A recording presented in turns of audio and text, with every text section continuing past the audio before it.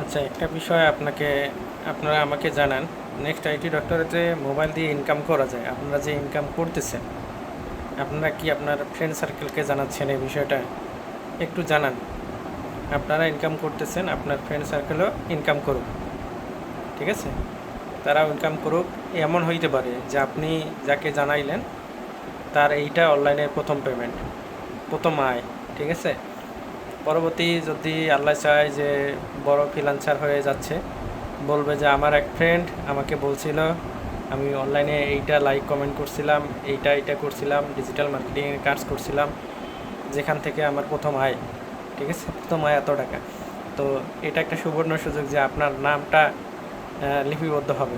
সফল একজন মানুষের কাছ থেকে আপনার নামটা আপনি জানতে পারবেন।